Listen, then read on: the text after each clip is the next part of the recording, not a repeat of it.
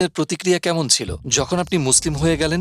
বেশিরভাগের প্রতিক্রিয়াই নেতিবাচক ছিল। অবশ্যই অনেকের জন্য, বিশেষ করে কিছু নিকটাত্মীয়কে এটি একটু বেশি অবাক করে দিয়েছিল। তারা যখন সংবাদ মাধ্যম থেকে বিষয়টি জানতে পারে, আমি আমার মাকে যখন জানালাম, তিনি কাঁদতে শুরু করলেন। আর আমার স্ত্রী বেশ সহানুভূতিশীল ছিল এই ব্যাপারে। সে বলল, যদি তুমি ইসলামে বিশ্বাস করো এবং সেটিই যদি তোমার অন্তরে থাকে, আমি কিছু বলার কে। আমার পুরনো অফিসের কিছু লোক বেশ আক্রমণাত্মক হয়ে গিয়েছিল তখন। আমি 2000-এর চেয়েও বেশি হত্যার হুমকি পেয়েছি, এমনকি তাদের থেকেও যারা একসময় আমাকে সমর্থন করত, যারা আমাকে ভোট দিয়েছিল। মানুষজন অনেক আজে বাজে কথা শুনিয়েছে আমাকে। তোমার স্ত্রীকে ধর্ষণ করব, তোমাকে গুলি করব, আমরা জানি তোমার সন্তানেরা কোন স্কুলে যায়, এমন অনেক কিছু। সেগুলোর বেশিরভাগই অবশ্য অর্থহীন কথা ছিল, কারণ পাগল লোকজন কম্পিউটারে বসে অনলাইনে লিখছে সেগুলো। তো তখন একটু এলোমেলো সময় চলছিল। আমার আগের চাকরিটা ছেড়ে দিতে হয়েছিল অবশ্যই, কারণ সেটি একটি খ্রিস্টান সংগঠন ছিল। দলনেতাকে বিষয়টি বলার পর সে বলল, আমি সত্যি বিশ্বাস করতে পারছি না। আমি তোমার মাঝে কিছুটা পরিবর্তন খেয়াল করেছিলাম অবশ্য, যখন তুমি একটি বিষয় নিয়ে রেডিওতে কথা বলছিলে। তোমাকে তখন ইসলামের ব্যাপারে